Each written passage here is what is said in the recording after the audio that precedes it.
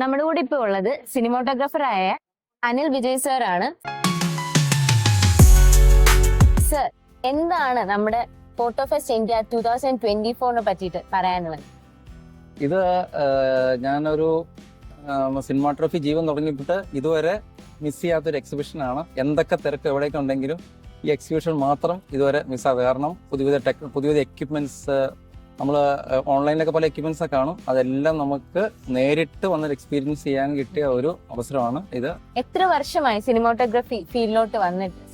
ഞാനിപ്പോൾ 15 വർഷമായി ഈ ഫീൽഡിൽ വർക്ക് ചെയ്യാൻ തുടങ്ങിയിട്ട് 15 വർഷമായി. അപ്പോൾ നമ്മുടെ ആടുജീവിതം ഒരു ഏറ്റവും ഫേമസ് ആയിട്ടുള്ള ഫിലിമാണ്. നമ്മുടെ രാജുവേട്ടൻ്റെ കൂടെയുള്ള ഒരു ഫിലിമാണ്. അതിൽ ഏരിയൽ സിനിമാറ്റോഗ്രാഫർ ആയിട്ടാണ് സർ വർക്ക് ചെയ്തിട്ടുള്ളത്. അപ്പൊ ആ ഒരു എക്സ്പീരിയൻസ് ഒന്ന് പറയും. അത് ആടുജീവിതത്തിന്റെ ഷൂട്ട് അറിയാം. അത് ജോർദാന്, അൾജീരിയ, ആ 2 രാജ്യങ്ങളിലായിരുന്നു അതിന്റെ ഷൂട്ട്. അത് ഫുൾ ഡെസേർട്ടിലായിരുന്നു അതിന്റെ ഷൂട്ട് അറിയാം. പിന്നെ നമുക്ക് ഒരു റിസ്ക് ഇല്ലാതെ ഡ്രോൺ ഫ്ലൈ ചെയ്യാൻ പറ്റിയ ഒരു ഓപ്ഷൻസ് ആയിരുന്നു. കാരണം വേറെ ഡിസ്റ്റർബൻസോ തടസ്സങ്ങളോ കാര്യങ്ങളോ ഒന്നുമില്ല.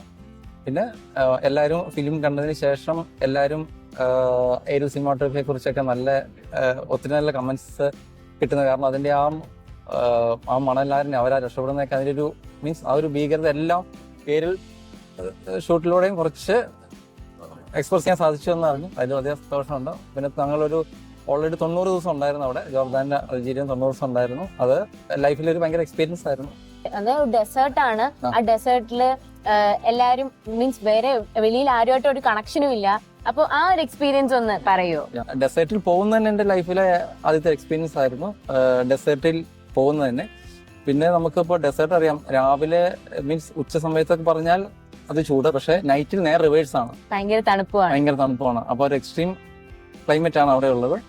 പക്ഷെ അത് റിയൽ നമുക്ക് ആ ചൂട്, അതുപോലെ പൊടിക്കാറ്റ്, ഇതൊക്കെ ആണെങ്കിൽ തന്നെ നമ്മൾ ആ ഫിലിമിനകത്ത് എല്ലാ ക്രൂവും ഒന്നിച്ച്, കാരണം ഇപ്പൊ രാജുവേട്ടൻ, ബ്ലസ് സാർ, എല്ലാവരും അതിനകത്ത് ആ സ്ട്രെയിൻ എടുത്ത് നിൽക്കുമ്പോൾ നമ്മൾ അതിനകത്ത് ഒരു സ്ട്രെയിൻ നമ്മൾ അനുഭവിച്ചിട്ടില്ല. കാരണം എല്ലാവരും ഒരു ടീമായിട്ട് വർക്ക് ചെയ്തു. അപ്പൊ അത് എൻ്റെ ലൈഫിൽ തന്നെ ഒരു ട്രെയിനിങ്. പിന്നെ സുനിലേട്ടൻ, സുനിൽ RGB, DOP, എല്ലാവരും. പിന്നെ നമുക്ക് ഒത്തിരി ലൈഫിൽ പഠിക്കാൻ കിട്ടിയ അവസരം കൂടെ ആയിരുന്നു അത്. കാരണം ലൈഫിലെ ഇതുവരെയുള്ള എൻ്റെ ലൈഫിൽ എക്സ്പീരിയൻസ് തന്നെ ഒരു മറക്കാനാവാത്ത ഒരു വാവ് മൂവ്മെന്റ് ആണ് അത്. അപ്പൊ ഇപ്പോ റീസെന്റ് ഏതെങ്കിലും പ്രോജക്ട്സ് ചെയ്യുന്നുണ്ടോ? ഇപ്പൊ ഒരു ഫിലിം ഷൂട്ട് കഴിഞ്ഞു. ഓൾമോസ്റ്റ് ഒരു 45 അവാർഡ് കിട്ടി. ബട്ടർഫ്ലൈ ഗേൾ എന്നാണ് മൂവിയുടെ പേര്. ഇപ്പൊ 45 അവാർഡ് ഇപ്പൊ കിട്ടി. അതിപ്പം OTT റിലീസൊക്കെ റെഡി ആവുന്നു. പ്രശാന്ത് മുരളി എന്ന് പറഞ്ഞ ആളാണ് അതിന്റെ ഡയറക്ടർ. പ്രശാന്ത് മുരളി പത്മനാഭൻ എന്ന് പറയും ആളാണ് അതിന്റെ ഡയറക്ടർ. അതിപ്പോ റിലീസിന് റെഡി ആവുന്നു. പിന്നെ അടുത്തൊരു ഷൂട്ട് കഴിഞ്ഞിരിക്കുന്ന പടമുണ്ട്. അതിന്റെ പേര് റിലീസായിട്ടില്ല. രാജേഷ് മാധവ്, ജോണി ആന്റണി, അങ്ങനെ ഉള്ളതൊക്കെയാണ്. അഡ്വർടൈസ്മെന്റ് ഫീൽഡും സർ ചെയ്യുന്നുണ്ടോ? അതെ, ഞാൻ അഡ്വർടൈസ്മെന്റ് ഫീൽഡിലായിരുന്നു വർക്ക് ചെയ്തുകൊണ്ടിരുന്നത്. കാരണം ഞാൻ സിനിമാറ്റോഗ്രാഫി ഡിപ്ലോമ കഴിഞ്ഞിട്ട് ഏകദേശം ഒരു 3500 മുകളിൽ പരസ്യങ്ങൾ, നാഷണൽ, ഇന്റർനാഷണൽ, പിന്നെ നമുക്ക് നമ്മുടെ തദ്ദേശീയമായിട്ടുള്ള പരസ്യങ്ങൾ ക്യാമറ ചെയ്തിട്ടുണ്ട്. അപ്പോൾ ഈ പരസ്യങ്ങൾ ക്യാമറ ചെയ്താൽ നമുക്കൊരു അഡ്വാൻറ്റേജ് എന്ന് വെച്ചാൽ നമുക്ക് ദിവസം ഓരോ ആർട്ടിസ്റ്റ്, സെലിബ്രിറ്റി, മോഡൽ അവരോട് വർക്ക് ചെയ്യാൻ പറ്റും.